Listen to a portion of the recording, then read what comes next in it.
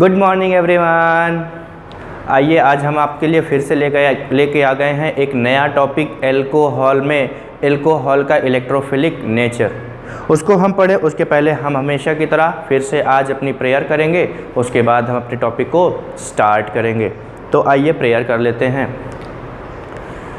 इतनी शक्ति हमें दे न दाता, मन का विश्वास कमज़ोर होना। हम चले नेक रास्ते पे हमसे भूल कर भी कोई भूल होना। इतनी शक्ति हमें दे न दाता, मन का विश्वास कमज़ोर होना। दूर अज्ञान के हो अंधेरे, तू हमें ज्ञान की रोशनी दे। हर बुराई से बच के रहें हम, जितनी भी दे भली ज़िंदगी दे। बैर होना किसी का किसी से, भावना मन में बदले की होना। हम चले नेक रास्ते पे हमसे भूल कर भी कोई भूल होना। इतनी शक्ति हमें दे न दाता, मन का विश्वास कमज़ोर होना।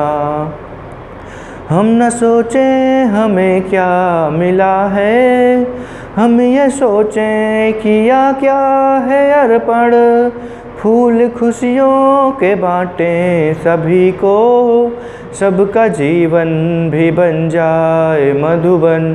अपनी करुणा का जल तू बहा दे, कर दे पावन हर एक मन का कोना। हम चले नेक रास्ते पे हमसे भूल कर भी कोई भूल होना। इतनी शक्ति हमें दे न दाता, मन का विश्वास कमज़ोर होना। मन का विश्वास कमज़ोर होना। Good morning everyone. तो आप लोगों का स्वागत है हमारे प्यारे से यूट्यूब चैनल BSY मतलब बायोलिस्टिक सचिन यादव पे। और आज हम फिर से आप लोगों के लिए एक नई एल्कोहल की क्लास लेकर के आ गए हैं। और हमने जहां पर इस क्लास को ख़त्म किया था और उसी टॉपिक के आगे आज हम आपसे बात करने वाले हैं। हमने आपको एल्कोहल में O और H बॉन्ड को ब्रेक करके उसके न्यूक्लियोफिलिक नेचर के बारे में पढ़ाया था। और उसमें हमने आपको कुछ रिएक्शंस बताई थी, जिसमें हमने बताया था कि हमारा एल्कोहल मेटल्स के साथ रिएक्शन कर रहा था। उसी में हमने आपको एस्टरिफिकेशन के बारे में भी बताया था। तो आ जाओ, आज हम फिर से आपके लिए एल्कोहल का टॉपिक लिख करके आ गए हैं। और इस एल्कोहल में हम आपको पढ़ाएंगे अपने एल्कोहल के इलेक्ट्रोफिलिक नेचर के बारे में। और आज हम यहाँ पर कुछ इम्पॉर्टेंट एल्कोहल के टेस्ट भी पढ़ेंगे। और उस टेस्ट के बाद और ये हमारा टॉपिक लास्ट में कमर्शियली कुछ इम्पॉर्टेंट जैसे कि मीथेनॉल और इथेनॉल हैं, इनके बारे में पढ़ के हम इस चैप्टर का समापन करेंगे। तो आइए स्टार्ट करते हैं हम अपने टॉपिक एल्कोहल को। हम लोग पढ़ रहे थे एल्कोहल।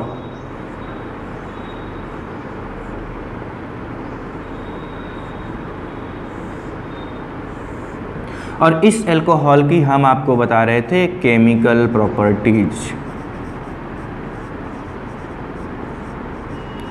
और हमने आपको इन केमिकल प्रॉपर्टीज़ के बारे में जब बताया था तो हमने उसमें बताया था कि हमारा एल्कोहल एक वर्साटाइल कंपाउंड है, क्योंकि ये इलेक्ट्रोफाइल और न्यूक्लियोफाइल दोनों की तरह काम कर लेता है। और इसी के आज हम इलेक्ट्रोफिलिक नेचर के बारे में पढ़ने वाले हैं। तो हम बोलेंगे कि हमारा जो एल्कोहल है वो हमारा एल्कोहल एक इलेक्ट्रोफाइल की तरह वर्क कर तो सकता है, लेकिन वो नॉर्मल कंडीशन में नहीं कर सकता। उसके लिए हमें करना पड़ता है एल्कोहल का प्रोटोनेशन। तो हम बोल देते हैं कि हमारा जो प्रोटोनेटेड एल्कोहल है, कैसा protonated alcohol, protonated alcohol as a electrophile. और हम इसी टॉपिक में आपको बताने वाले हैं कि हमारा एल्कोहल एक इलेक्ट्रोफाइल की तरह काम करने वाला है। इसके लिए हमें क्या करना होगा, आओ देखते हैं। ये है हमारा एल्कोहल। और इसके लिए हमें करना होगा, हमें R और O के बीच के बॉन्ड को ब्रेक करना होगा। लेकिन हमें पता है ये जो हमारा OH है, ये OH एक बहुत ही पुअर लीविंग ग्रुप है। और मतलब पुअर लीविंग ग्रुप का है कि ये यहाँ से आसानी से निकल के जा नहीं पाएगा। और जब ये निकलेगा नहीं तो R+ मतलब इलेक्ट्रोफाइल बनेगा कैसे? और अगर ये इलेक्ट्रोफाइल नहीं बनेगा तो हमारा एल्कोहल जो है वो एक इलेक्ट्रोफाइल की तरह काम कर ही नहीं पाएगा। तो इसके लिए हमें करना पड़ता है अपने एल्कोहल का प्रोटोनेशन। इसीलिए हमने लिखा कि प्रोटोनेटेड एल्कोहल एक इलेक्ट्रोफाइल के रूप में। तो हमें करना पड़ेगा इसका क्या, अपने एल्कोहल का प्रोटोनेशन। प्रोटोनेशन करने का मतलब क्या है? मतलब एडिशन ऑफ प्रोटॉन, और H+ को ही तो हम प्रोटॉन बोलते हैं, बोलो ना। और ये हो गया हमारा प्रोटॉन, और हम इसमें जोड़ेंगे अपने इस प्रोटॉन को। और हमने इसमें प्रोटॉन को जब जोड़ा, देखो इस एल्कोहल के ऑक्सीजन के पास है लोन पेयर, और ये प्रोटॉन इसके ऊपर कर देगा अटैक। और इसके बाद क्या बनने वाला है? देखो ROH और ये पॉजिटिव चार्ज। अब देखो क्या हो गया, हमें पता है कि OH तो एक पुअर लीविंग ग्रुप है, लेकिन अब ये जो हमें नज़र आ रहा है ना, ये बहुत ही सुंदर लीविंग ग्रुप है। जब भी आपको कहीं पर ऐसा नज़र आए कि ये दिख जाए और ये यहाँ पर बहुत ही अच्छा लीविंग ग्रुप होता है, इसका मतलब है बड़ी आसानी से ये यहाँ से निकल के चला जाएगा। और यहाँ से निकलने के बाद पता है क्या हो जाएगा, ये बन जाएगा R+ और यहाँ निकल जाएगा H2O। तो अब देखो यहाँ पर बन चुका है R+, और R+ बना मतलब हमारा एल्कोहल एक इलेक्ट्रोफाइल बन गया, और अब ये इलेक्ट्रोफाइल की तरह काम करेगा। अब बस कुछ नहीं करना, कोई एक न्यूक्लियोफाइल लेके आओ, जैसा कि हमने यहाँ पर Br- यूज़ किया और हमने इसकी रिएक्शन से बना दिया RBr। तो देखो ना, ये है इलेक्ट्रोफाइल और ये है न्यूक्लियोफाइल। तो हमारा एल्कोहल कैसा बिहेव कर रहा है, एक इलेक्ट्रोफाइल की तरह। लेकिन कब किया? जब हमने इसका प्रोटोनेशन करवाया। तो एल्कोहल का प्रोटोनेशन होने के बाद ही ये इलेक्ट्रोफाइल की तरह बिहेव कर सकता है, नॉर्मल कंडीशन में ये नहीं करेगा। इतनी बात समझ में आई? आप इसको जब NCERT में देखोगे तो कुछ नहीं करेगा। R और O के बीच में एक CH2 लगा दिया है, और Br- का अटैक, Br- का अटैक और इस H2O का रिमूवल दोनों एक साथ करवा के दिखा दिया है। बात तो वही है। तो सारी बातें ये हैं हमारे एल्कोहल की। जब ये प्रोटोनेटेड होगा तो इलेक्ट्रोफाइल की तरह काम करेगा। अब आओ अपने एल्कोहल के इलेक्ट्रोफिलिक नेचर वाली कुछ रिएक्शंस हम आपको बताते हैं। सबसे पहले हम वो रिएक्शन बताएंगे जो आप पहले ही हैलो एल्केन वाले टॉपिक में पढ़ चुके हैं। याद करो, हमने आपको इस एल्कोहल की अभिक्रिया क्या हैलोजन एसिड HX के साथ करवाया था क्या? तो आओ उसी के बारे में अब हम पढ़ेंगे। कहाँ गया डस्टर?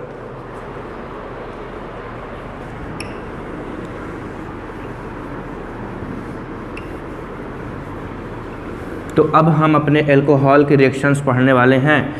कौन सी? जिसमें इन्वॉल्व होगा कौन सा बॉन्ड? लिखते हैं हम रिएक्शन इन्वॉल्विंग RO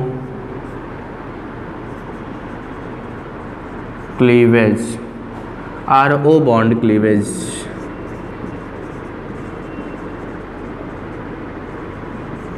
तो अब हम उन रिएक्शंस के बारे में पढ़ने वाले हैं जिसमें RO बॉन्ड ब्रेक होगा हमारे एल्कोहल का।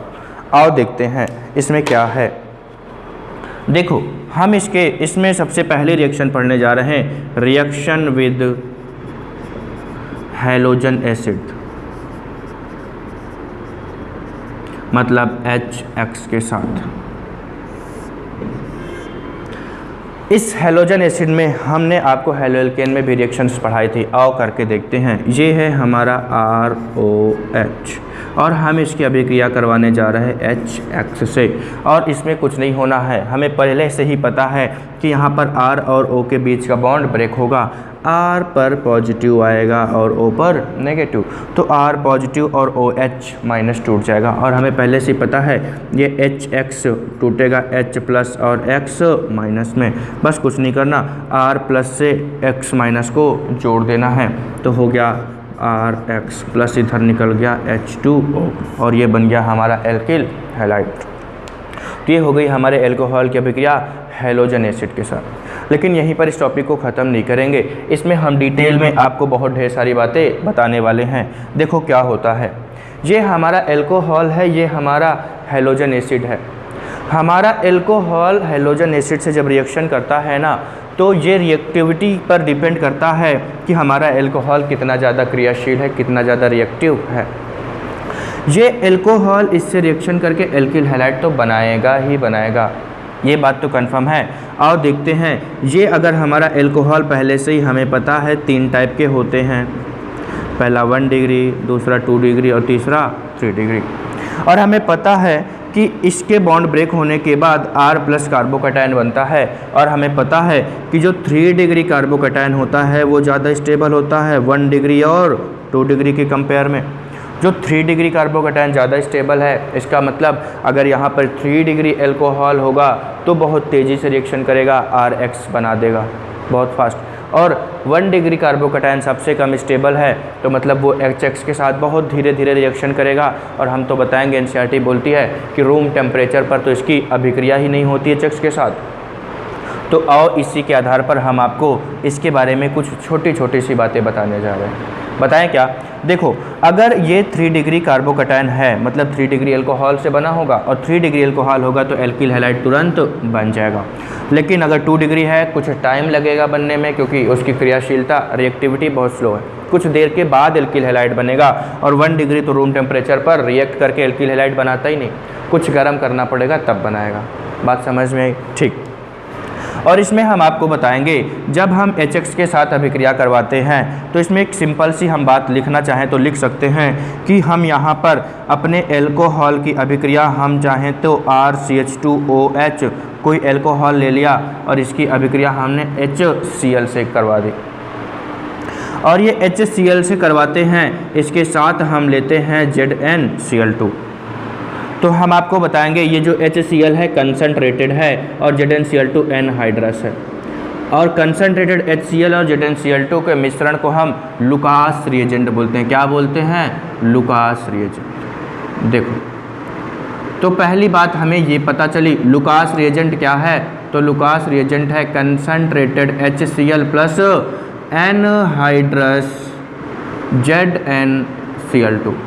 ये पहली बात हमें पता होनी चाहिए। तो अभी तक हम बोल रहे थे HX के साथ, हम अब ये बात बोल सकते हैं कि 3 डिग्री एल्कोहल लुकास रिएजेंट के साथ सबसे तेज रिएक्शन करता है। 2 डिग्री कुछ देर के बाद करता है, मतलब स्लोली करता है। और 1 डिग्री लुकास से अभिक्रिया करता ही नहीं है।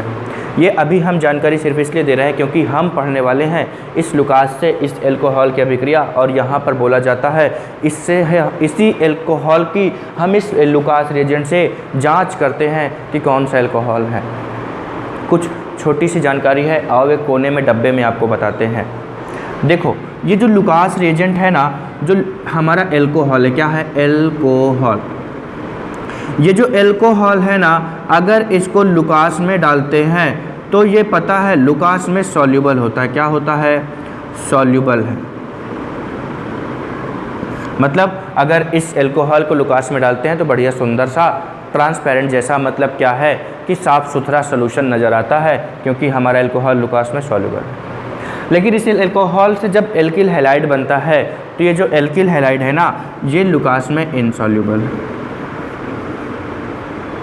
लुकास, और ये लुकास में क्या है? इम्मिसिबल है। देखो, इसका मतलब क्या हुआ कि अगर एल्कोहल को लुकास में डालेंगे तो बढ़िया से अच्छे से इसमें मिक्स हो जाएगा। लेकिन एल्किल हैलाइड जैसा का जैसा डालेंगे वैसा का वैसा ही लुकास में रहेगा, इम्मिसिबल रहेगा। और इम्मिसिबल रहेगा मतलब क्या है कि सॉल्यूशन को ये धुंधलापन देगा, उसमें बढ़िया से मिक्स ही नहीं होगा। तो ये एल्किल हैलाइड क्या करता है? लुकास में डालने के बाद इम्मिसिबल होने की वजह से सॉल्यूशन को धुंधलापन देता है, मतलब टर्बिडिटी देता है। क्या करता है? टर्बिडिटी देता है। तो अगर लुकास में एल्किल हैलाइड होगा तो टर्बिडिटी आएगी, अगर लुकास में एल्किल हैलाइड नहीं होगा तो टर्बिडिटी नहीं आएगी। अगर लुकास में एल्कोहल है तो बढ़िया सॉल्युबल साफ़ सुथरा नज़र आएगा, और अगर एल्कोहल नहीं होगा तो कोई बात ही नहीं। बात समझ में आई? ये हमारा लुकास में अगर एल्किल हैलाइड है, तब टर्बिडिटी आएगी। लेकिन अगर एल्कोहल ही है तो टर्बिडिटी नहीं आएगी, क्योंकि एल्कोहल तो लुकास में सॉल्युबल है ना। बोलो, तो अगर हम बोलें कि हमारा अगर एल्किल हैलाइड को लुकास में डालें तो पानी जो सॉल्यूशन है उसका धुंधला धुंधला हो जाएगा।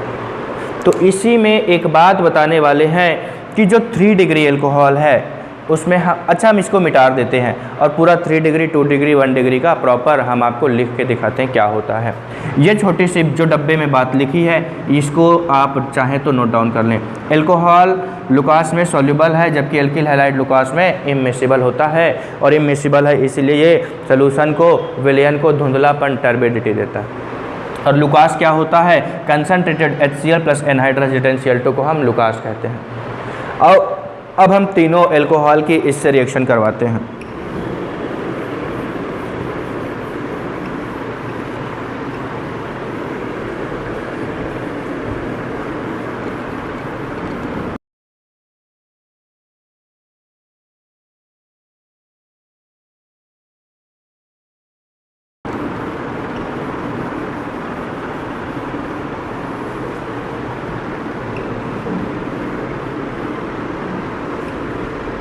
देखो, पहले 3 डिग्री लिखते हैं।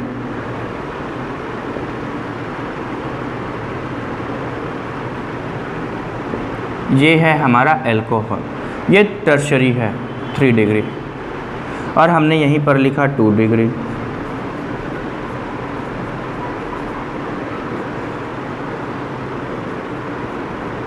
और यहीं पर हमने लिखा प्राइमरी एल्कोहल मतलब 1 डिग्री। और अब हम इसकी अभिक्रिया करवाने जा रहे हैं कंसनट्रेटेड HCl प्लस ZnCl2 से।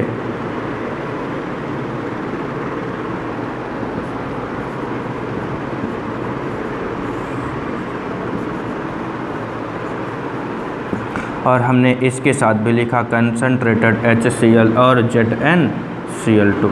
देखो क्या होने वाला है। अभी हमने आपको सारी बातें बताई थी कि जो टर्शरी एल्कोहल होता है उसकी इस लुकास रिएजेंट के साथ रिएक्टिविटी बहुत ज़्यादा होती है। मतलब ये एल्कोहल तुरंत का तुरंत एल्किल हैलाइड बना देगा। मतलब मान लो कि यहाँ एल्किल हैलाइड बन चुका है, CH3 और Cl बन गया। ये क्या बन गया? Alkyl halide RH। ये जो 2 डिग्री है, 2 डिग्री भी एल्किल हैलाइड बनाएगा, लेकिन हमने बोला रिएक्टिविटी कम है तो थोड़ी देर के बाद बनाता है, कुछ टाइम लेता है अभिक्रिया करने में, लगभग मान लो 5 मिनट 10 मिनट तक का टाइम ले सकता है। लेकिन अभी बोला कि ये जो 1 डिग्री एल्कोहल है, 1 डिग्री एल्कोहल तो लुकास से रूम टेम्परेचर पर रिएक्शन ही नहीं करता। मतलब एल्किल हैलाइड यहाँ बनता ही नहीं। No reaction at room temperature, room temperature पर ये अभिक्रिया ही नहीं करता। और अब इतनी बात जान गए तो अब हम एक बात बोलने वाले हैं कि जो टर्शरी एल्कोहल होता है लुकास रिएजेंट से रिएक्शन करके ना इमीडिएटली टर्बिडिटी देता है। क्या करता है? इमीडिएटली टर्बिडिटी देता है। और इसका मतलब क्या है? टर्बिडिटी आई मतलब रिएक्शन में एल्किल हैलाइड बना, और ये एल्किल हैलाइड ही हमने बताया था लुकास में इमिसिबल होते हैं, और अगर इमिसिबल है तो टर्बिडिटी आएगी ना। और इमीडिएटली इसलिए बोला क्योंकि ये एल्किल हैलाइड बहुत जल्दी बन जाते हैं, क्योंकि अभी बोला था टर्शरी एल्कोहल बहुत ज़्यादा रिएक्टिव होते हैं, और अगर ये बहुत ज़्यादा क्रियाशील है तो एल्किल हैलाइड तुरंत बन जाएगा। और जैसे एल्किल हैलाइड बनेगा, बोला था एल्किल हैलाइड इस लुकास रिएजेंट में इमिसिबल होते हैं, और अगर इमिसिबल है तो टर्बिडिटी आएगी ना। इसीलिए बोलते हैं कि जो टर्शरी एल्कोहल होते हैं लुकास रिएजेंट से अभिक्रिया करके इमीडिएटली टर्बिडिटी देते हैं। लेकिन हमें पता है 2 डिग्री एल्कोहल कम क्रियाशील हैं, तो एल्किल हैलाइड भी थोड़ी देर बाद बनेगा, और अगर एल्किल हैलाइड कुछ देर के बाद बनेगा तो टर्बिडिटी भी थोड़ी देर के बाद आएगी। यहाँ टर्बिडिटी आती है लेकिन कुछ टाइम लेती है। मान लो हमने बोल दिया 5 से 15 मिनट तक का टाइम लेती है। और 1 डिग्री एल्कोहल में तो टर्बिडिटी आती ही नहीं। क्यों नहीं आती? क्योंकि एल्किल हैलाइड बना ही नहीं। टर्बिडिटी तो एल्किल हैलाइड की वजह से आती है ना, और एल्किल हैलाइड बना ही नहीं तो टर्बिडिटी यहाँ पर आती ही नहीं। लेकिन अगर हम चाहते हैं कि टर्बिडिटी आए तो अगर हम इसको कुछ हीट कर देते हैं तो लगभग आधे घंटे के आसपास का टाइम लगता है और आधे घंटे के बाद यहाँ एल्किल हैलाइड बनता है और अगर एल्किल हैलाइड बना तो मतलब टर्बिडिटी आएगी, लेकिन नॉर्मल रूम टेम्परेचर पर टर्बिडिटी नहीं आएगी। क्या ये बात समझ में? और यही क्या है, एल्कोहल का टेस्ट कहलाता है। क्या कहलाता है? एल्कोहल का टेस्ट। एल्कोहल्स की लुकास रिएजेंट के साथ रिएक्शन होने पर ये लुकास टेस्ट कहलाता है। कौन सा टेस्ट कहलाता है? ये है लुकास टेस्ट। और आपसे यही बात पूछी जा सकती है, बताओ लुकास टेस्ट किसके लिए किया जाता है? एल्कोहल्स के लिए। किसके लिए? एल्कोहल्स के लिए। कौन से एल्कोहल्स? 1 डिग्री के लिए कि 2 डिग्री के लिए, 3 डिग्री के लिए? तीनों के लिए। तो मतलब ये 1 डिग्री एल्कोहल हो, 2 डिग्री एल्कोहल हो, चाहे 3 डिग्री एल्कोहल, तीनों के लिए की जाती है। ये की जाती है तो कैसे पता चलेगा? तो लुकास टेस्ट एल्कोहल के लिए, तीनों के लिए किया जाता है और लुकास रिएजेंट होता है, बोलो यहाँ पर लिख दें क्या? Lucas reagent. कुछ इंपॉर्टेंट बातें हैं जो हमें पता होनी चाहिए। और लुकास रिएजेंट होता है कंसंट्रेटेड HCl प्लस ZnCl2। बात समझ में आ गई? और इसमें देखो इसका टेस्ट करेंगे कैसे। मान लो हमारे पास ये 3 टेस्ट ट्यूब हैं, इन तीनों में हमने एल्कोहल को रखा। एल्कोहल को रखने के बाद अब हमें पता नहीं है कि कौन सा एल्कोहल किस में है, तो क्या काम करेंगे, इसमें डालेंगे हम लुकास रिएजेंट। क्या डालेंगे? Lucas reagent. और जैसे ही हमने इसमें लुकास रिएजेंट डाला, पहले वाले में डाला और इमीडिएटली टर्बिडिटी आ गई, इसका मतलब क्या है कि वो टर्सरी एल्कोहल था। हमने दूसरे वाले में डाला, टर्बिडिटी आने में थोड़ा टाइम लगा, 5-5 मिनट का लग गया टाइम, मतलब क्या था? 2 डिग्री एल्कोहल। और इसमें डाला तो टर्बिडिटी आई नहीं, देखते जा रहे हैं टर्बिडिटी आ ही नहीं रही, मतलब ये क्या था? प्राइमरी एल्कोहल, क्योंकि प्राइमरी एल्कोहल रूम टेम्परेचर पर टर्बिडिटी देता ही नहीं। तो इसके लिए क्या करना पड़ेगा? जब हमने इस टेस्ट ट्यूब को गर्म किया, गर्म करने के बाद जब देखा लगभग आधे घंटे के बाद क्या हुआ? टर्बिडिटी देने लग गया। और आधे घंटे के बाद टर्बिडिटी दिया, इसका मतलब गर्म करने के बाद दिया, तो ये 1 डिग्री एल्कोहल। क्या ये बात समझ में आ गई? ये है एल्कोहल्स का परीक्षण, एल्कोहल का टेस्ट। नाम क्या है? Lucas test. लुकास टेस्ट में कौन सा रिएजेंट यूज करता है? Lucas reagent. लुकास रिएजेंट क्या क्या मिला के होता है? कंसंट्रेटेड HCl और ZnCl2। और ये लुकास टेस्ट किसके लिए यूज करते हैं? एल्कोहल। कौन सा एल्कोहल? तीनों, 1 डिग्री हो, चाहे 2 डिग्री हो, चाहे 3 डिग्री हो। बात समझ में आई क्या? ठीक है, नोट करो। इसके बाद हम आपको एल्कोहल की वो रिएक्शन पढ़ाने जा रहे हैं जो हैलोएल्केन में पहले से ही पढ़ चुके हैं, इसको भी पढ़ चुके हैं और फिर से वही पढ़ने जा रहे हैं जो पहले पढ़ चुके हैं। छापो इसे, छाप लिया तो आ जाओ, इसको हम मिटा देते हैं।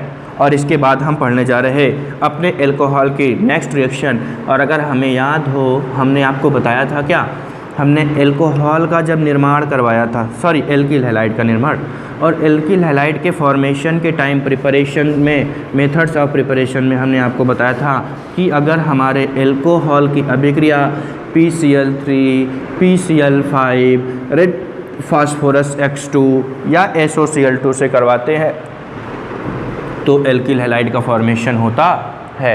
तो आओ करके देखते हैं। पुरानी बातें हैं, कुछ नहीं करेंगे, सिंपल सी रिएक्शन लिखेंगे। ये है हमारा ROH और इसकी रिएक्शन हम कराने जा रहे हैं अलग अलग टाइप से, और सबको एक साथ इसलिए करवा रहे हैं क्योंकि हम पहले भी इसको पढ़ चुके हैं। पहले हम करवा रहे हैं PCl3 से, फिर करवाएंगे PCl5 से, फिर करवाएंगे SOCl2 से। करके देखो क्या तीनों में RCl ही बनता है? हाँ, तीनों में RCl बनता है, कोई परिवर्तन यहाँ नहीं है। लेकिन बताया था ये जो SOCl2 है, थायोनिल क्लोराइड बोलते हैं इसको। क्या बोलते हैं? Thionyl chloride. और इस एल्कोहल से एल्किल हैलाइड बनाने का सबसे बेस्ट मेथड माना जाता है इस थायोनिल क्लोराइड के साथ वाला।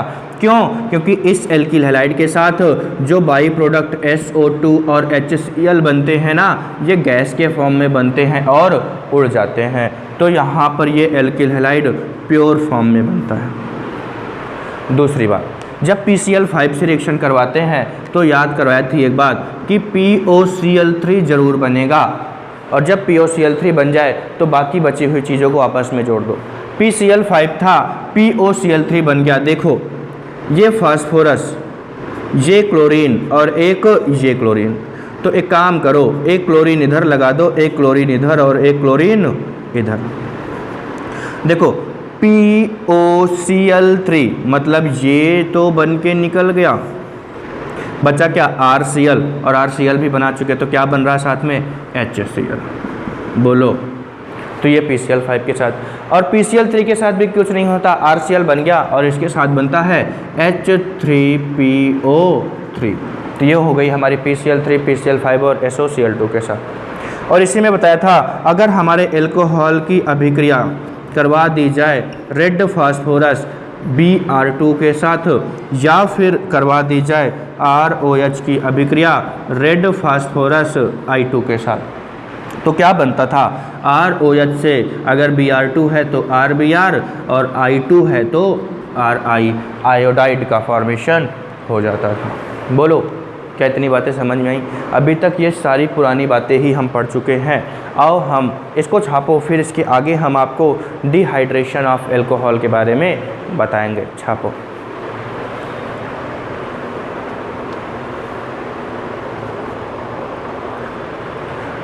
ठीक है, हम इसको मिटाने जा रहे हैं। ठीक, अब हम आपको डिहाइड्रेशन ऑफ एल्कोहल सिखाएंगे।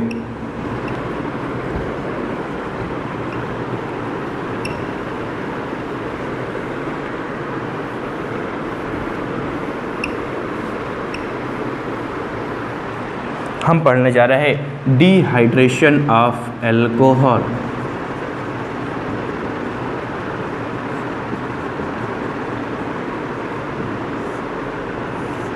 डिहाइड्रेशन मतलब रिमूवल ऑफ वाटर। डिहाइड्रेशन का मतलब क्या होता है, रिमूवल ऑफ वाटर। मतलब हम इस रिएक्शन में पानी बाहर निकालेंगे, और कहाँ से, एल्कोहल से। आओ निकालते हैं। हमने ले लिया यहाँ पर एक एल्कोहल, क्या ले लिया, एल्कोहल RCH2OH, और आपको हम बताएंगे कि ये जो डिहाइड्रेशन किया जाता है कुछ प्रोटिक एसिड्स के प्रेजेंस में किया जाता है। जैसे प्रोटिक एसिड हम यहाँ पर लिख देते हैं, प्रोटिक एसिड। और जब एल्कोहल्स का डिहाइड्रेशन होता है तो एल्कीन का निर्माण होता है। आओ इसको ROH ही लिख दें, केवल ROH। और अगर हमने यहाँ पर प्रोटिक एसिड यूज किया तो यहाँ बन जाता है एल्कीन। बात समझ में आई? और साथ में निकलता है पानी। बोलो, और यहाँ पर प्रोटिक एसिड जैसे कि हम यूज कर सकते हैं H2SO4, जैसे कि H3PO4, इनका इस्तेमाल कर सकते हैं। लेकिन ये जो डिहाइड्रेशन है ना, हम कुछ और भी ऐसे कैटलिस्ट हैं उनका भी इस्तेमाल कर सकते हैं। जैसे हम ZnCl2 का इस्तेमाल कर सकते हैं, एल्यूमिना Al2O3 का भी इस्तेमाल कर सकते हैं। तो आओ यहाँ पर हम ZnCl2 भी और हम एल्यूमिना भी लिख लेते हैं। तो हम इनका इस्तेमाल भी कर सकते हैं, किसके लिए, डिहाइड्रेशन ऑफ एल्कोहल के लिए। बात समझ में आई? तो इनका भी हम इस्तेमाल कर सकते हैं। अब आओ इसमें हम आपको कुछ बताने जा रहे हैं कि ये जो हमारा डिहाइड्रेशन ऑफ एल्कोहल है कैसे होगा, क्योंकि हमारे एल्कोहल तो 3 होते हैं ना, 1 डिग्री भी होता है, 2 डिग्री भी होता है और 3 डिग्री भी होता है। आओ हम करके दिखाते हैं कुछ क्या होने वाला है। पूरा मैकेनिज्म समझेंगे, फिर हम आपको 1 डिग्री और 2 डिग्री और 3 डिग्री की डिहाइड्रेशन करके दिखाएंगे, किसका तेज़ी से होगा, किसका धीरे धीरे होगा, किसका डिहाइड्रेशन करना आसान है और किसका मुश्किल।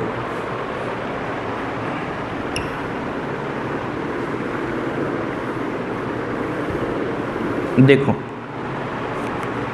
ये है हमारे पास एल्कोहल, मान लिया ये एल्कोहल है, और अगर हमें इस एल्कोहल का डिहाइड्रेशन करना है, हमने लिया था प्रोटिक एसिड, और वो प्रोटिक एसिड हमें क्या देगा, H+। ये H+ क्या काम करेगा, ये H+ इस OH के ऑक्सीजन के ऊपर अटैक करेगा और इसके बाद बनाएगा क्या, RCH2OH, H, और ये पॉजिटिव। और जब ये बन गया तो हमें पहले से ही पता है ये बहुत अच्छा लीविंग ग्रुप है, बोलो ना, ये एक गुड लीविंग ग्रुप है। और गुड लीविंग ग्रुप है मतलब ये बनते ही तुरंत आसानी से यहाँ से टूट के जाना चाहेगा। और दूसरे स्टेप में यही होने वाला है कि ये RCH2OH और ये H ये यहाँ से टूट करके चला जाएगा। और जैसे ही ये टूटेगा तो देखो यहाँ बनने वाला है RCH2 प्लस और इधर निकल जाएगा H2O, बोलो। और फिर ये जो RCH2 बना प्लस के साथ ये बन गया कार्बोकैटायन। क्या है? कार्बोकैटायन। हम आपको R की जगह ना कुछ एल्किल ग्रुप लिख के दिखाते हैं, तब आपको ज़्यादा मज़ा आ जाएगा। देखो हमने लिख दिया CH3, सब जगह हम लिख देते हैं CH3, यहाँ भी लिख देते हैं CH3 और यहाँ भी लिख देते हैं CH3। अब अगले स्टेप में देखो क्या होने वाला है। ये CH3 को मैं लिख देता हूँ CH2 और H, CH2 प्लस और कुछ इस प्रकार से। देखो क्या होने वाला है, यहाँ से निकलेगा H प्लस। क्या निकलेगा? H plus. और H प्लस निकलने से इस कार्बन पे क्या आएगा? नेगेटिव। तो हो जाएगा यहाँ पर नेगेटिव। और अगल बगल कार्बन पे जब पॉजिटिव नेगेटिव होता है दोनों मिलके क्या बना लेते हैं? बॉन्ड। तो यहाँ बन जाएंगे CH2 डबल बॉन्ड CH2 और निकल जाएगा इधर H प्लस। बन गया हमारा क्या? एल्कीन। बताया था ना एल्कोहल के डिहाइड्रेशन से क्या बनता है? एल्कीन बनता है। और देखो हमने जो यहाँ पर H प्लस यूज किया था वो H प्लस लास्ट में हमारा बन के निकल जाता है। और दूसरी बात, यहाँ पर कार्बोकैटायन का फॉर्मेशन होता है।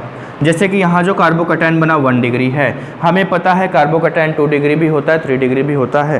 क्योंकि ये 1 डिग्री एल्कोहल था तो 1 डिग्री कार्बोकैटायन बना, 2 डिग्री होता तो 2 डिग्री बनता और 3 डिग्री होता तो 3 डिग्री। और हमें पता है कि 3 डिग्री एल्कोहल ज़्यादा 3 डिग्री कार्बोकैटायन ज़्यादा स्टेबल होता है 1 डिग्री कार्बोकैटायन से।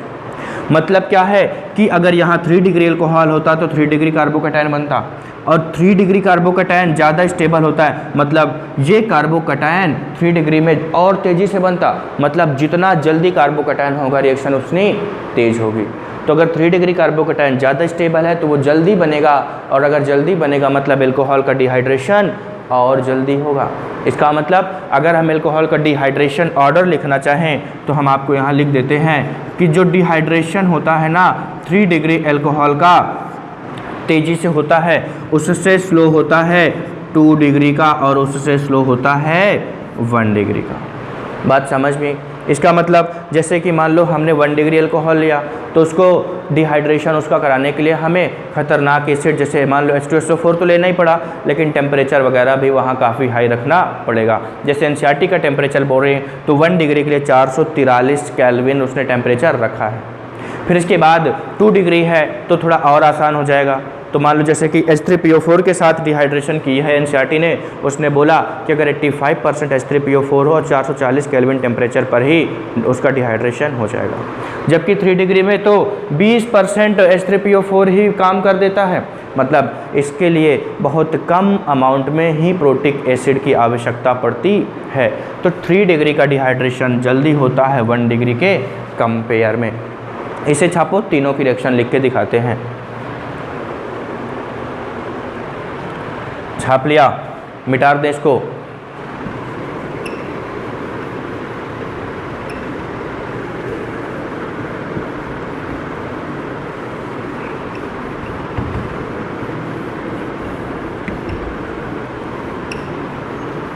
आओ डिहाइड्रेशन करते हैं। पहले हम करेंगे 1 डिग्री का CH3CH2OH। और जब इसका डिहाइड्रेशन करते हैं अभी बताया कि यहाँ पर H2SO4 यूज करेंगे और टेम्परेचर 443 केल्विन। टेम्परेचर नहीं याद रखना, सिर्फ इसलिए लिख रहे हैं कि आपको पता चले कि यहाँ पर थोड़ा ख़तरनाक कंडीशन देनी पड़ती है, क्योंकि 1 डिग्री का जो डिहाइड्रेशन है मुश्किल से होता है 3 डिग्री के कंपेयर में। तो यहाँ बनने वाला है alkene, CH2 double bond CH2, बोलो। और अगर यहीं पर हमारा होता 2 डिग्री एल्कोहल, मान लो CH3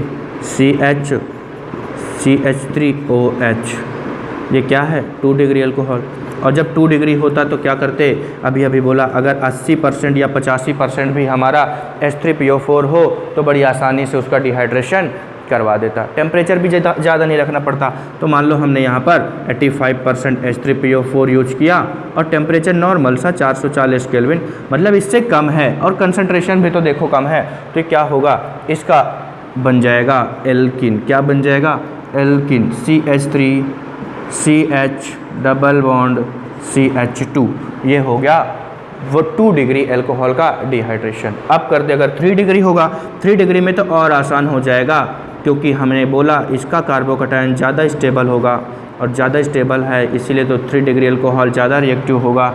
ज़्यादा रिएक्टिव है तो इसका डिहाइड्रेशन बड़ी आसानी से हो जाएगा। कर दें क्या, आ जाओ, इसमें तो कोई टेंशन की बात नहीं। लगभग 20% अगर H3PO4 हो तब भी इसका डिहाइड्रेशन बड़ा ईजिली हो जाता है और इसमें करने में कोई समस्या ही नहीं। यहाँ से OH और यहाँ से H निकालो तो हो गया ये CH3 डबल बॉन्ड CH2, हो गया ये हमारा एल्कीन बन गया। और यहाँ पर चाहो तो टेम्परेचर और उससे कम लिख लो, तो हमने 358 केल्विन लिख दिया। तो देखो जैसे जैसे एल्कोहल की डिग्री बढ़ती जा रही है कंडीशन नॉर्मल होती जा रही। तो 3 डिग्री में देखो 350 केल्विन टेम्परेचर और 20% H3PO4 पर ही इसका डिहाइड्रेशन हो गया। मतलब 3 डिग्री एल्कोहल का डिहाइड्रेशन और भी आसानी से होता है। छापो। इसके बाद हम आपको पढ़ाने वाले हैं क्या, एल्कोहल्स का ऑक्सीडेशन।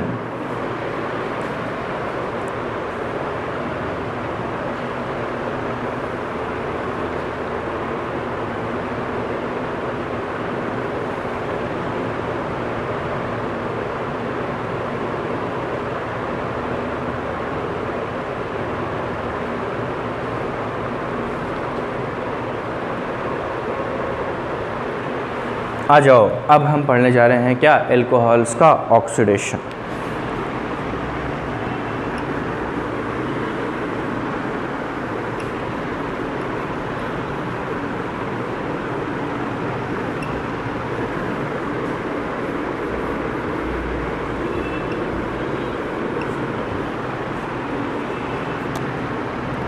ऑक्सीडेशन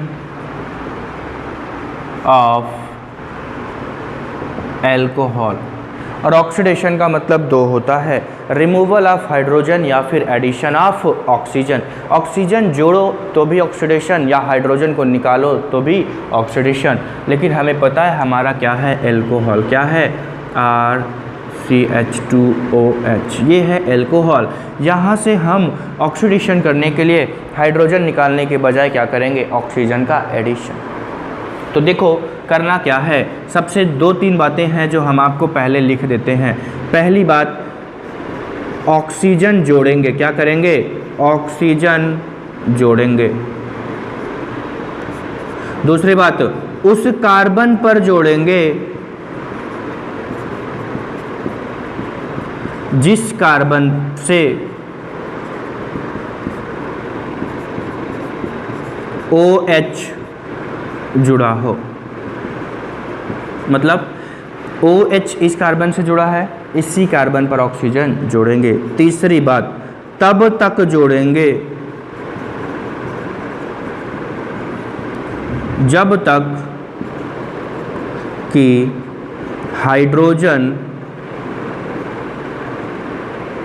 हो, और ये तब तक जोड़ेंगे जब तक कि हाइड्रोजन हो, और ये स्ट्रॉन्ग ऑक्सीडाइजिंग एजेंट के लिए, ठीक है। वीक के लिए ये बात लास्ट वाली नहीं है, ये जो है ये लास्ट वाली जो बात है, तब तक जोड़ेंगे जब तक कि हाइड्रोजन हो, और ये किसके लिए, स्ट्रॉन्ग ऑक्सीडाइजिंग एजेंट होंगे। तो आओ अभी अब देखते हैं स्ट्रॉन्ग और माइल्ड ऑक्सीडाइजिंग एजेंट। इतनी तीनों बातें समझ में आ गई। अब आओ ऑक्सीडेशन करके देखते हैं। देखो कुछ नहीं करना, ऑक्सीजन जोड़ना है। तो हमने लिखा यहाँ पर ऑक्सीजन, और इसको हमने देखा इस कार्बन पर पहले एक ऑक्सीजन जोड़ के देखो क्या बनने वाला है, RCH। OH तो पहले ही था और OH फिर से हो गया, क्योंकि 2 H2 थे, एक H ये हुआ और एक H ये, और हमने इस वाले कार्बन से क्या जोड़ दिया, ऑक्सीजन। और आपको एक बात और अभी बताते हैं कि अगर किसी एक ही कार्बन पर 2 OH ग्रुप लगा हो ना, तो वहाँ से निकल जाता है H2O। H2O निकल जाएगा, तो अगले स्टेप में बन के नज़र आ जाएगा RCHO। देखो CHO, क्या इसका मतलब एल्डिहाइड होता है क्या? हाँ, ये है एल्डिहाइड। तो पहली बात कि अगर एल्कोहल्स का ऑक्सीडेशन करा जाएगा तो क्या बनेगा? एल्डिहाइड। लेकिन बोला कि तब तक जोड़ेंगे ऑक्सीजन जब तक कि हाइड्रोजन हो। अभी हाइड्रोजन है तो क्या एक बार और जोड़ दें? और जोड़ के देखते हैं। हमने ऑक्सीजन जोड़ा RC, इस पे लगा था ऑक्सीजन और इस पर था H और हमने जोड़ दिया O, RCOOH। क्या ये एसिड बन गया? क्या बोलो ना, जैसे CH3COOH वैसे ही RCOOH। अब सोच रहे हो कि सर यहाँ ऑक्सीजन ने एक ही बॉन्ड बनाया था। नहीं भाई साहब, 2 बॉन्ड बनाया था, वो हमने वहाँ पर दिखाया नहीं और यहाँ पर आपको दिखा दिया। बात समझ में? तो ये अगर हमने एल्कोहल का ऑक्सीडेशन किया तो क्या बन गया? एसिड। और इसको ऊपर ही बना देते हैं यार, इधर घुमा घुमा अच्छा नहीं लग रहा। तो बन गया RCHO, ये क्या है? एल्डिहाइड। और फिर से ऑक्सीजन जोड़ा तो क्या बन गया? RCOOH, क्या बन गया? एसिड। बात समझ में आई? तो ये हो गया एल्कोहल्स का ऑक्सीडेशन। लेकिन अगर ध्यान से देखो, हमने जो एल्कोहल यहाँ पर लिया है वो 1 डिग्री एल्कोहल है। कौन सा है? 1 डिग्री एल्कोहल। अब देखते हैं अगर 2 डिग्री एल्कोहल होगा तो क्या होगा। ये हमने कर दिया 2 डिग्री एल्कोहल, ये है 2 डिग्री एल्कोहल। और यहाँ पर ऑक्सीजन जोड़ते हैं, और अगर यहाँ ऑक्सीजन जोड़ेंगे तो क्या होगा? OH जिस कार्बन से जुड़ा उस पर जोड़ेंगे, तब तक जोड़ेंगे जब तक हाइड्रोजन हो। एक हाइड्रोजन है मतलब एक ही बार जोड़ेंगे, तो जोड़ दो RCR, इस पर OH और इस पर OH तो पहले से था। अभी बताया एक कार्बन पे 2 OH होगा तो क्या निकल जाएगा? पानी। और क्या बचा? RCOR, मतलब कीटोन बचा, RCOR। और ये क्या है? कीटोन। बोलो ना। तो एक बात समझ में आई कि 1 डिग्री एल्कोहल का ऑक्सीडेशन करने पर कुछ और बनता है, जबकि 2 डिग्री एल्कोहल का ऑक्सीडेशन करने पर कुछ और बनता है। बात समझ में? और 3 डिग्री का करके देखते हैं। RCOH,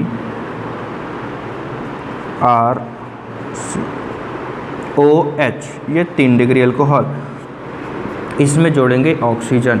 बोला था ऑक्सीजन कहाँ जोड़ना है? उस कार्बन पर जिस पर OH लगा हो, तब तक जोड़ेंगे जब तक उस कार्बन पर हाइड्रोजन हो। इस कार्बन पे तो हाइड्रोजन ही नहीं है, इसका मतलब यहाँ पर ऑक्सीजन नहीं जुड़ेगा, और नहीं जुड़ेगा मतलब इसका ऑक्सीडेशन नहीं होगा। मतलब 3 डिग्री एल्कोहल का ऑक्सीडेशन नहीं होता है। बोलो ना। तो यहाँ पर नो ऑक्सीडेशन लिख दिया। तो एक बात समझ में आई कि अगर 1 डिग्री एल्कोहल का ऑक्सीडेशन करेंगे तो एल्डिहाइड या एसिड बनेगा। 2 डिग्री एल्कोहल का ऑक्सीडेशन करेंगे तो 100% है कीटोन ही बनेगा। और 3 डिग्री एल्कोहल का ऑक्सीडेशन तो होता ही नहीं है। बात समझ में आई? लेकिन यहाँ पर एक चीज़ है, यहाँ पर वो तो हमने आपको ऐसे करके दिखा दिया, आपको H2O नज़र आ रहा है कि जा रहा है, लेकिन यहाँ सच में ना हाइड्रोजन का रिमूवल होता है। इसीलिए हम इस ऑक्सीडेशन ऑफ एल्कोहल को डीहाइड्रोजिनेशन भी बोलते हैं। क्या बोलते हैं? डीहाइड्रोजिनेशन ऑफ एल्कोहल भी बोलते हैं, क्योंकि यहाँ पर निकलता है हाइड्रोजन। सच में करके दिखाएं क्या? आओ देखते हैं। ये देखो, ये 2 हाइड्रोजन थे, एक हाइड्रोजन को हमने ऐसे लिख लिया, इस OH के हाइड्रोजन को हमने ऐसे लिख लिया, CH2OH अभी भी लिखा हुआ है। तो होता क्या है? कार्बन वाला ये हाइड्रोजन टूटता है और ऑक्सीजन वाला ये हाइड्रोजन टूट के निकल जाता है, और हाइड्रोजन के निकलने को डीहाइड्रोजिनेशन बोलते हैं, विहाइड्रोजनीकरण बोलते हैं। तो बचा क्या? RCHO, वही बात तो है, उसी को हमने ऑक्सीजन जोड़ के आपको बता दिया। बात तो सेम है। इसीलिए हम इस ऑक्सीडेशन ऑफ एल्कोहल को क्या बोलते हैं? डीहाइड्रोजिनेशन भी बोलते हैं। इतनी बात समझ में आ गई होगी। तो आओ अब हम आपको इसमें एक इम्पॉर्टेंट बात बताएं कि सर ऐसी क्या बात है, हम कैसे आंसर देंगे जब 1 डिग्री एल्कोहल रहेगा? एल्डिहाइड आंसर बताएंगे कि एसिड? इसमें कन्फ्यूजन नहीं होना चाहिए, एकदम हम क्लियर करके बताते हैं कि कब हम एल्डिहाइड आंसर बताएंगे और कब एसिड। देखो, जब हमने इस एल्कोहल का ऑक्सीडेशन किया तो ऑक्सीडेशन करते समय हमने कोई ना कोई ऑक्सीडाइजिंग एजेंट का इस्तेमाल किया होगा कि नहीं? बोलो। हमने कोई ऑक्सीडाइजिंग एजेंट मतलब कारक का इस्तेमाल किया होगा, यहाँ पर भी किया होगा और यहाँ पर भी किया होगा। अब ये ऑक्सीडाइजिंग एजेंट ही डिसाइड करेंगे कि कब हम एल्डिहाइड आंसर देंगे और कब एसिड। कैसे? मतलब ये है कि जो ऑक्सीडाइजिंग एजेंट है ना, दो प्रकार के होते हैं। कुछ होते हैं जो स्ट्रॉन्ग ऑक्सीडाइजिंग एजेंट होते हैं, और स्ट्रॉन्ग है मतलब वो तब तक ऑक्सीजन देगा, तब तक ऑक्सीजन जोड़ेगा उस कार्बन पर जब तक कि यहाँ से हाइड्रोजन ख़त्म ना हो जाए, और तब ख़त्म होता है जब एसिड बन जाता है, तब ख़त्म होता है। मतलब अगर स्ट्रॉन्ग ऑक्सीडाइजिंग एजेंट है तो वो क्या काम करेगा, 1 डिग्री एल्कोहल को किस में बदल देगा, एसिड में। तो अगर स्ट्रॉन्ग होगा तो हम एसिड आंसर बताएंगे। लेकिन अगर माइल्ड ऑक्सीडाइजिंग एजेंट है तो वो ज़्यादा दूर तक नहीं ले जा पाता, केवल एक ही कदम चल पाता है। मतलब 1 डिग्री एल्कोहल को किस में बदल देता है, एल्डिहाइड में। एसिड में वो नहीं ले जा पाता। तो अगर माइल्ड ऑक्सीडाइजिंग एजेंट या वीक ऑक्सीडाइजिंग एजेंट बोला होगा तो हम आंसर क्या बताएंगे, एल्डिहाइड। स्ट्रॉन्ग बोला होगा तो एसिड। आओ हम लिख के आपको बताते हैं कि स्ट्रॉन्ग ऑक्सीडाइजिंग एजेंट कौन है और वीक ऑक्सीडाइजिंग एजेंट कौन है।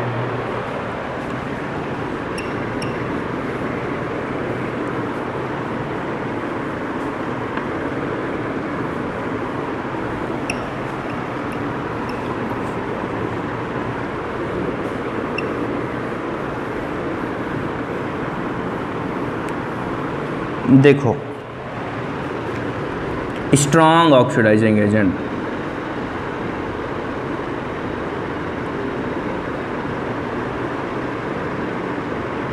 कुछ हैं जिनके हम नाम आपको याद करवा देते हैं, जैसे कि एसिडिफाइड कैमिनोफोर हो। मतलब कैमिनोफोर तो हो लेकिन वो क्या हो, एसिडिक कंडीशन में हो, H+ उसके साथ लिखा रहेगा तो वो हो जाएगा स्ट्रॉन्ग ऑक्सीडाइजिंग एजेंट। तो हम यहाँ लिख देते हैं एसिडिफाइड KMnO, एसिडिफाइड KMnO4, या फिर लिख सकते हैं इसको इस प्रकार से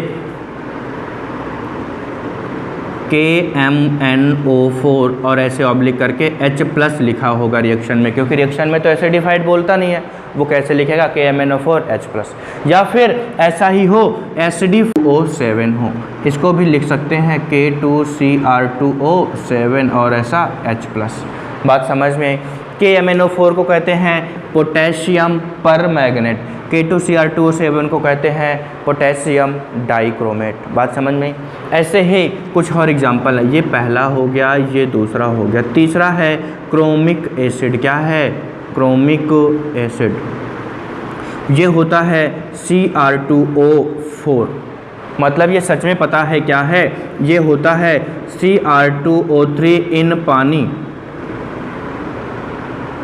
सॉरी H2Cr2O4, H2Cr2O4। तो CrO3 इन वाटर को हम क्या बोलते हैं, H2Cr2O4। कैसे, Cr2 तो Cr2 है, H2 तो H2 है, O4 है, तो O3 यहाँ से, एक ऑक्सीजन यहाँ से, तो ये हो गया क्रोमिक एसिड।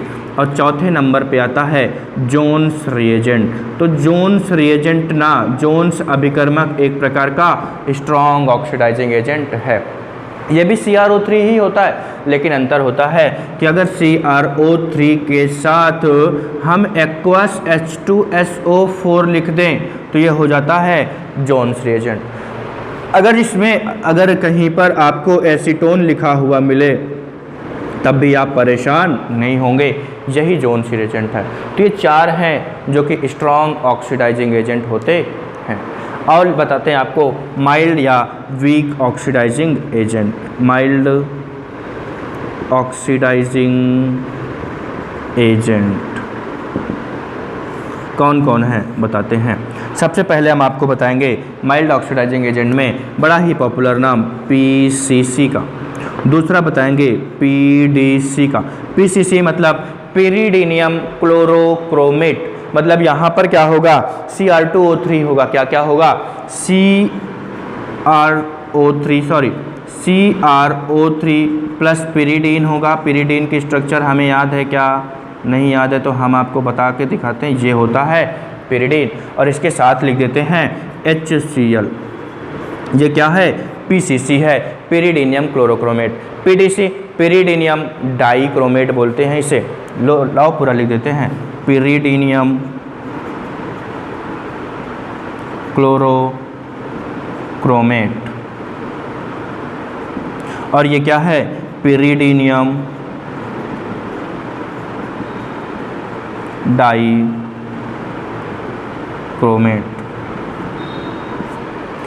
और इसके साथ साथ हम चाहें तो और भी लिख सकते हैं CrO3 अगर केवल और केवल एसीटोन के साथ है तब ये वीक होता है, लेकिन अगर इसमें एक्वस H2SO4 है तो स्ट्रॉन्ग होता है, अगर इसमें पानी है तो भी स्ट्रॉन्ग होता है। बात याद रखेंगे। और लास्ट में लिख देते हैं कॉपर को 300 डिग्री सेल्सियस पे भी हम यूज़ करते हैं तो वो माइल्ड ऑक्सीडाइजिंग एजेंट का काम करता है। लेकिन ये पता है ये तब यूज करते हैं जब हमारा 1 डिग्री 2 डिग्री और 3 डिग्री एल्कोहल ना वेपर फेज में होते हैं। तो अगर हमसे बोला जाए कि वेपर फेज में एल्कोहल्स का ऑक्सीडाइजेशन और ऑक्सीडेशन करने के लिए हम कौन सा रिएजेंट यूज करेंगे, तो कॉपर 300 डिग्री सेल्सियस पर। कॉपर 300 डिग्री सेल्सियस का इस्तेमाल हम एल्कोहल के वेपर फेज में ऑक्सीडेशन करने के लिए करते हैं। तो ये स्ट्रॉन्ग हैं, ये वीक हैं। छाप डालें जल्दी से।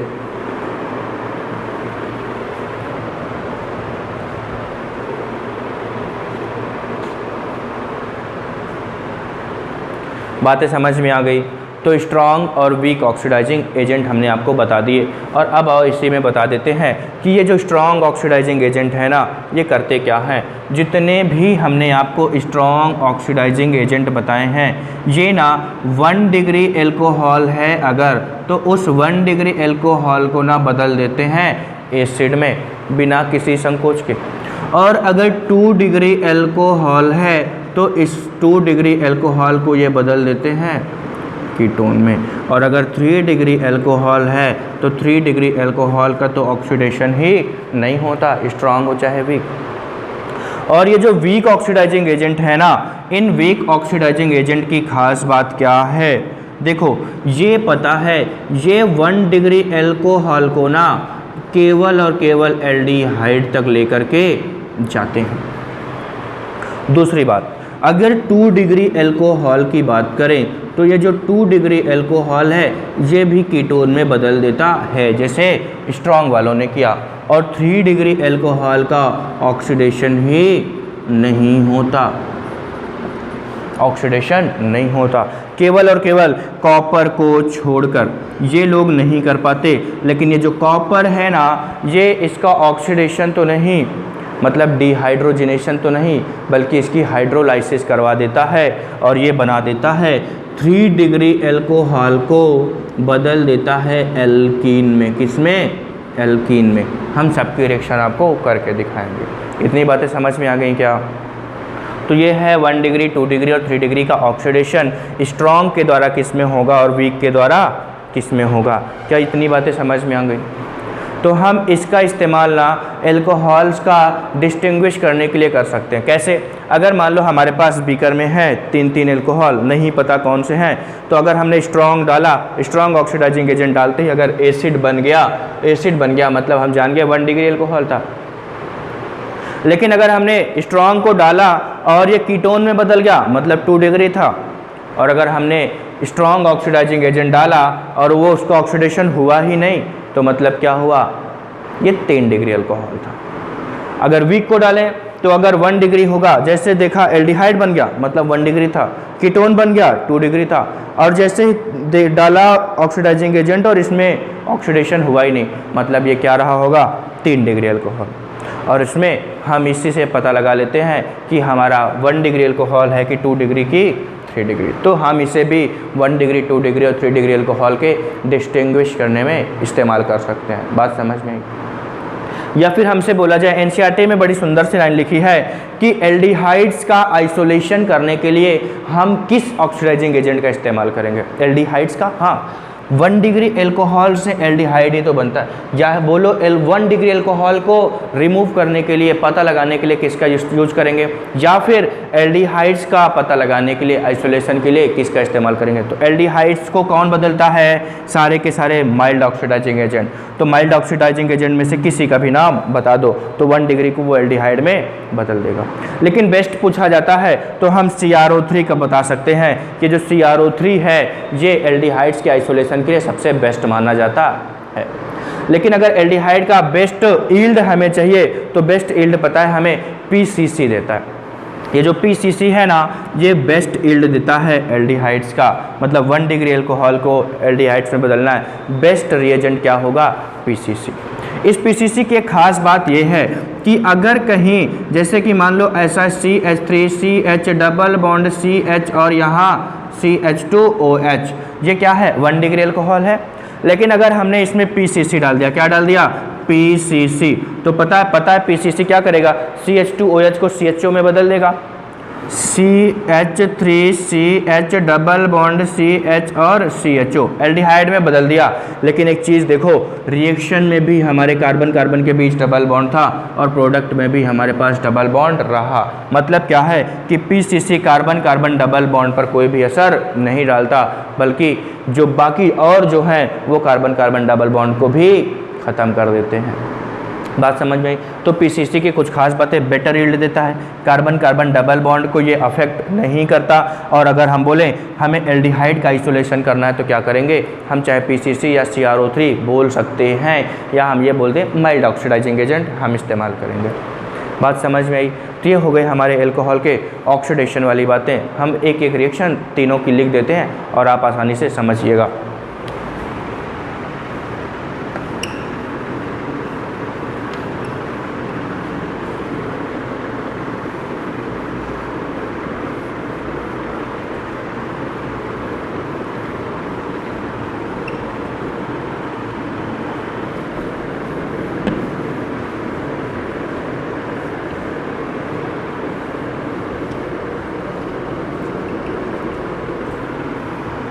देखिए हम यहाँ पर लिख रहे हैं CH3 CH2OH,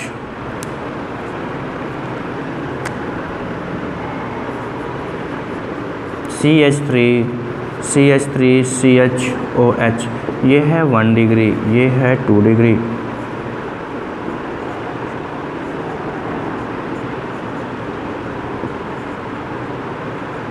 और ये है 3 डिग्री। अच्छा बताओ, हम इसको डब्बे में बंद करने का प्रयास करते हैं।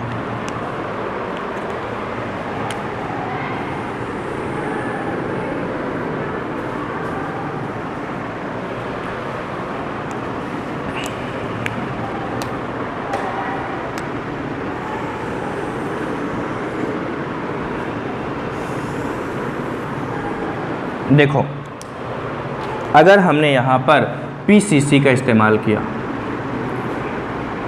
या फिर हमने KMNO4 का इस्तेमाल किया, या फिर हम यहाँ पर जोन्स रिएजेंट इस्तेमाल करें, या हम यहाँ पर कॉपर को 300 डिग्री सेल्सियस पर इस्तेमाल करें, तो बताओ आंसर क्या आने वाला है। देखो हमें पता है PCC एक माइल्ड ऑक्सीडाइजिंग एजेंट है और ये 1 डिग्री अल्कोहल को किसमें बदलता है, एल्डिहाइड में। तो ये हो जाएगा CH3CHO। ये 2 डिग्री है, 2 डिग्री को तो चाहे जो हो कीटोन में बदलते हैं, तो ये हो जाएगा कीटोन। और 3 डिग्री का ऑक्सीडेशन तो होता ही नहीं। क्या पहला डब्बा भर गया?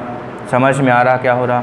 फिर KMNO4 हमें पता है स्ट्रॉन्ग है, स्ट्रॉन्ग 1 डिग्री अल्कोहल को किस में बदलता है, एसिड में। CH3COOH हो जाएगा। और स्ट्रॉन्ग हो चाहे वीक, 2 डिग्री को तो कीटोन में ही सब बदलते हैं, तो ये हो जाएगा CH3C डबल बॉन्ड और CH3। और 3 डिग्री अल्कोहल का तो ऑक्सीडेशन होता ही नहीं है। जोन्स रिएजेंट, जोन्स रिएजेंट हमें पता है स्ट्रॉन्ग ऑक्सीडाइजिंग एजेंट है। स्ट्रॉन्ग मतलब जैसा KMNO4 का आंसर है वैसा ही जोन्स का भी आंसर होगा। मतलब इसमें भी CH3COOH, CH3C double bond O CH3 और यहाँ पर क्रॉस लग जाए। मज़ा तो इस लास्ट वाले में आने वाला है। देखो क्या होने वाला है। बोला था ना, जो कॉपर है, कॉपर एक माइल्ड ऑक्सीडाइजिंग एजेंट है ना, लेकिन ये करने वाला क्या है, हमें पता है माइल्ड ऑक्सीडाइजिंग एजेंट जैसे PCC है, 1 डिग्री को एल्डिहाइड में, 2 डिग्री को कीटोन में बदल देते हैं। तो आओ हमने बदल दिया CH3CHO और यहाँ कीटोन बना दिया CH3C double bond O CH3। लेकिन बोला था कॉपर ना 3 डिग्री अल्कोहल का ऑक्सीडेशन तो नहीं करता, लेकिन क्या कर देता है, हाइड्रोलाइसिस मतलब पानी निकाल देता है। ये है हमारा 3 डिग्री अल्कोहल। और जब हमने कॉपर को 300 डिग्री सेल्सियस पर मिलाया इसमें, तो पता है इस वाले कार्बन तीनों में से किसी से भी एक हाइड्रोजन निकाल लेगा। क्या निकाल लेगा? एक हाइड्रोजन, और यहाँ से OH और निकल जाएगा H2O, बन जाएगा क्या? इस कार्बन और इस कार्बन के बीच डबल बॉन्ड। तो देखो CH3C ऊपर हो गया CH3 और नीचे वाले से एक हाइड्रोजन निकल गया, तो हो गया डबल बॉन्ड CH2। और ये क्या हो गया? एल्कीन का निर्माण हो गया। और इस एल्कीन का निर्माण किससे हुआ? डिहाइड्रेशन से। किसके द्वारा हुआ? Dehydration of alcohol. और ये डिहाइड्रेशन क्या है? एक प्रकार की एलिमिनेशन रिएक्शन है। कैसी? एलिमिनेशन रिएक्शन है। बोलो क्या इतनी बातें समझ में आई क्या? अभी ये सब थे ऑक्सीडेशन, ऑक्सीडेशन, ऑक्सीडेशन, ऑक्सीडेशन। लेकिन 3 डिग्री का अल्कोहल का ऑक्सीडेशन नहीं होता। लेकिन कॉपर 300 डिग्री सेल्सियस पे 3 डिग्री अल्कोहल का ऑक्सीडेशन तो नहीं करता, लेकिन उसका क्या कर देता है? एलिमिनेशन। और एलिमिनेशन मतलब डिहाइड्रेशन, और डिहाइड्रेशन से क्या बन जाता है? एल्कीन। तो ये हो गई ऑक्सीडेशन की कुछ कहानियाँ। और इसमें मुझे नहीं लगता कि अब कुछ बचा है। आप इसको छाप डालो। एक सवाल दें क्या? सवाल कर पाओगे? अब एक सवाल लिख देते हैं हम यहीं पर, और इसको आप ट्राई करिएगा इसका आंसर क्या होगा। इसमें कुछ खास है नहीं। ये मान लो हमने ऐसा कुछ डब्बा बनाया और इस डब्बे से हमने जोड़ दिया OH और इसमें हमने मिला दिया PCC और यहाँ पर हमने लिख दिया CH2OH। अब इसका कोई हमें आंसर करके बताएगा। होमवर्क है ये, आप आंसर कमेंट बॉक्स में लिखिएगा। छापो इसे। हो गया होगा ये। एल्कोहल में 2 टेस्ट और होते हैं। एक होता है विक्टर मेयर टेस्ट, एक होता है डाइक्रोमेट टेस्ट। उसके बारे में भी आपको थोड़ी थोड़ी सी बातें हम बताते हैं।